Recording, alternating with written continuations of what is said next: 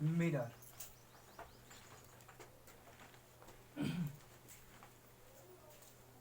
जो दर्पण होता है, दर्पण को दो भागों में बांटा गया है। कितने भागों में बांटा गया है? दो भागों में। एक होता है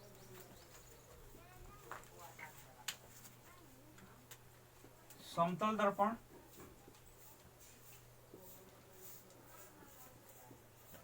यानी इसको इंग्लिश में हम बोलते हैं प्लेन मिरर, और दूसरा होता है गोलीय दर्पण। गोलीय दर्पण, ये गोलीय दर्पण होता है, यानी स्फेरिकल मिरर। ठीक है। ये जो गोलीय दर्पण है इसको दो भागों में बांटा गया है।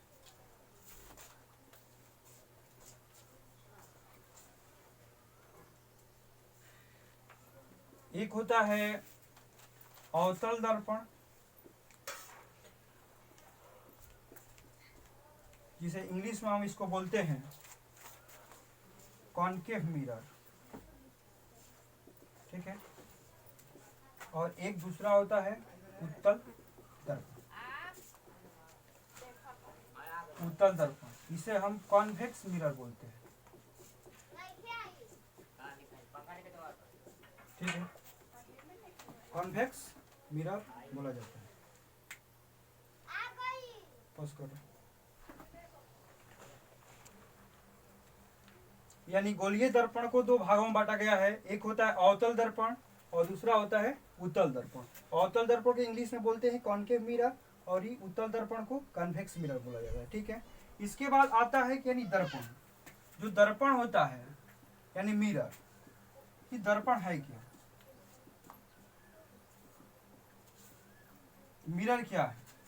तो हम रोज की जिंदगी में रोज इस्तेमाल करते हैं। जिसे क्या करते हैं, चेहरा को देखते हैं तो क्या होता है, मिरर होता है, उसी को मिरर बोला जाता है। यानी मिरर जो होता है, मिरर हम लोग रोज देखे होंगे, जिसका एक भाग क्या होता है, कलई किया होता है। क्या होता है? एक भाग कलई किया होता है।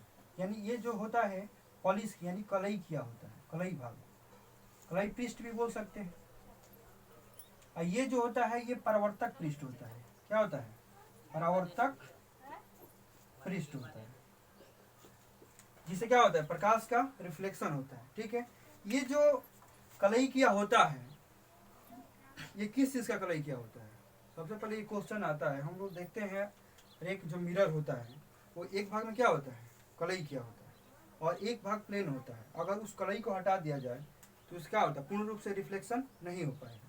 इससे क्या होगा, किसी भी वस्तु का उसमें प्रतिबिंब नहीं बन पाता है। ठीक है। तो जो ये कलर होता है ये सिल्वर नाइट्रेट होता है। क्या होता है?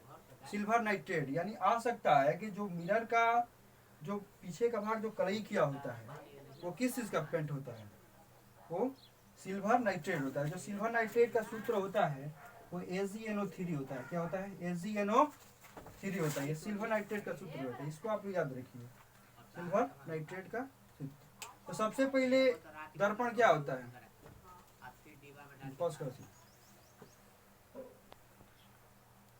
यानी अब बात आ रही है कि मिरर कहते किसे है। तो मिरर वैसा सतह होता है जिसका एक भाग क्या होता है, कलई किया होता है, एक भाग कलई किया होता है, और दूसरी भाग से प्रकाश का क्या होता है, परिवर्तन होता है। दूसरे भाग से प्रकाश का परिवर्तन होता है, जिसे किसी भी वस्तु का क्या होता है, प्रतिबिंब बन पाता है। ठीक है। यानी हम लोग बोल सकते हैं दर्पण वैसा सतह होता है जिसका एक भाग कलई किया होता है और दूसरे भाग से प्रकाश के परिवर्तन होता है, जिसे क्या बोल सकते हैं, मिरर बोलते हैं, जिससे किसी वस्तु का प्रतिबिंब बन पाता है। तो ये हम लोग को आ गई कि जो दर्पण होता है, दर्पण का दो भाग होता है, समतल दर्पण और गोलीय दर्पण। जो गोलीय दर्पण होता है यानी स्फेरिकल मिरर, इसको दो भागों में बांटा गया है। पहला अवतल दर्पण यानी कॉनकेव मिरर, और दूसरा जो होता है उत्तल दर्पण यानी कॉन्वेक्स मिरर होता है। ठीक है। अब इसको आप नोट कर लीजिए और एक एक बारे में हम लोग जानेंगे। यानी देखिए जो दर्पण के बारे में अब हम लोग एक एक करके सभी दर्पण के बारे में जानेंगे। तो सबसे पहले हम लोग पढ़ रहे हैं यानी समतल दर्पण यानी प्लेन मिरर क्या होता है।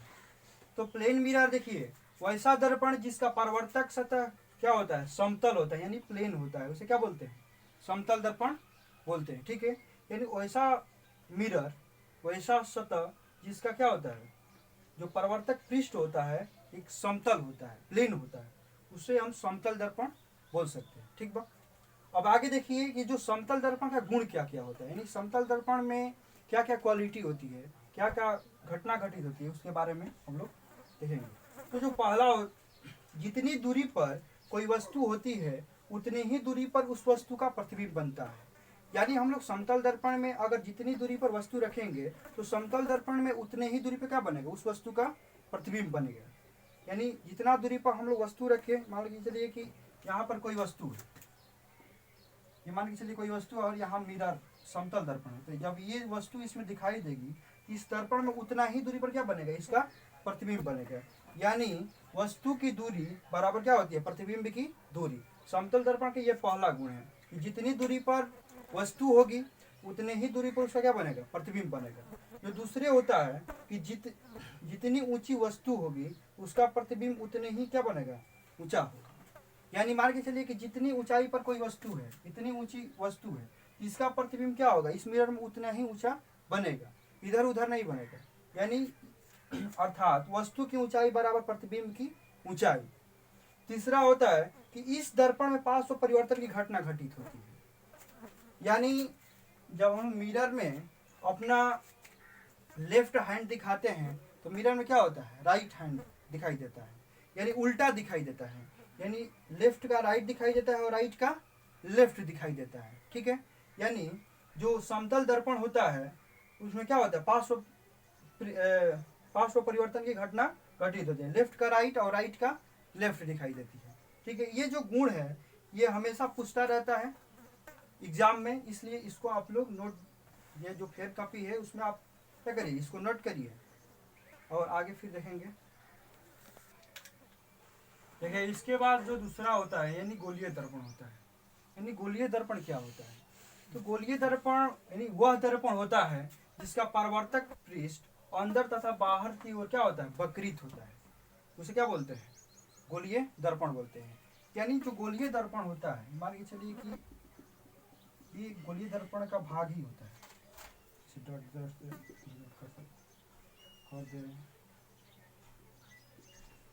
यानी इतना भाग क्या हुआ है, कटा हुआ है, एक पूरा गोल नहीं, वृत्त नहीं होता है, एक फुटबॉल की तरह होता है, यानी इतना कटा हुआ भाग है। यानी जो गोलीय दर्पण हम लोग मिरर देखते हैं या तो इस तरह होता है, इस तरह हम देख पाते हैं, या नहीं तो क्या होता है, एक उल्टा होता है, उल्टा, थोड़ा उल्टा टाइप होता है। जिस यही समझेंगे कि इसके दो भाग होते हैं, स्फेरिकल मिरर कितने भाग होते हैं, दो भाग। इनके गुणों के आधार पर दो भागों में इसका किया गया, बांट दिया गया है। जो पहला होता है यानी अवतल दर्पण होता है, पहला क्या होता है, अवतल दर्पण, और दूसरा जो होता है उत्तल दर्पण होता है। ठीक है, तो गोलीय दर्पण समझ में आ गया क्या है, कि वह दर्पण जिसका परावर्तक पृष्ठ अंदर तथा बाहर की ओर से क्या होता है, वक्रित होता है, यानी उभरा हुआ होता है। ठीक है, एक देखिए एक अंदर की ओर क्या है, यानी ये चमकीली सतह है जिससे क्या होता है, प्रकाश परिवर्तित होगा, परावर्तक सतह है। और यहाँ जो उत्तल दर्पण हो इसका जो उभरा हुआ भाग क्या है, परावर्तक सतह है, यानी ये अंदरूनी भाग है, अंदर का भाग है, ये क्या है, बाहर का भाग। यानी ये दोनों गोलीय दर्पण का ही भाग है। तो सबसे पहले अवतल दर्पण क्या होता है, यानी वैसा दर्पण, इसे गोलीय दर्पण भी बोल सकते हैं, यानी वैसा गोलीय दर्पण जिसका बाहरी भाग क्या होता है, कलई किया होता है, बाहरी भाग कलई किया होता है, और अंदर की भाग से प्रकाश से क्या होता है, परिवर्तन होता है, जिसे किसी वस्तु का प्रतिबिंब बन पाता है। वैसा दर्पण क्या बोला जाता है, अवतल दर्पण बोला जाता है। ठीक है, और उत्तल दर्पण क्या है, वैसा दर्पण यानी वैसा गोलीय दर्पण भी बोल सकते हैं जिसका अंदर का भाग क्या होता है, कलई किया होता है, और बाहरी भाग से प्रकाश का परिवर्तन होता है, जिसके फलस्वरूप किसी भी वस्तु का प्रतिबिंब बन पाता है। ठीक है, तो इसे क्या बोलते हैं, उत्तल दर्पण।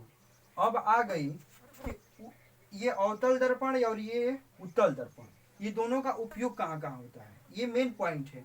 क्योंकि एग्जाम में वर्षक ऑब्जेक्टिव क्वेश्चन में, किसी भी ऑब्जेक्टिव क्वेश्चन में एक दो क्वेश्चन डाल देता है दर्पण से। तो जो अवतल दर्पण होता है, अवतल दर्पण का उपयोग हम लोग गाड़ी का जो हेडलाइट होता है ना, जो गाड़ी का हेडलाइट होता है उसमें किया जाता है अवतल दर्पण का प्रयोग। और जो नाई का दुकान में जो हजामत बनाता है उस वो भी क्या होता है, अवतल दर्पण का प्रयोग होता है। ये क्वेश्चन आता है कि जो नाई का दुकान में जो प्रयोग होने वाला दर्पण कौन होता है, अवतल दर्पण होता है। और अवतल दर्पण का प्रयोग सोलर कुकर में करते हैं।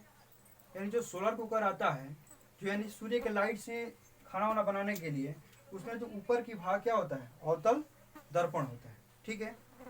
और इसका प्रयोग एंटी के डॉक्टरों द्वारा किया जाता है, जैसे दांत के डॉक्टर को नाक कान या आंख को देखने के लिए इस अवतल दर्पण क्या होता है, उपयोग किया जाता है। यानी अवतल दर्पण से बड़ा थोड़ा प्रतिबिंब बनता है। ठीक है।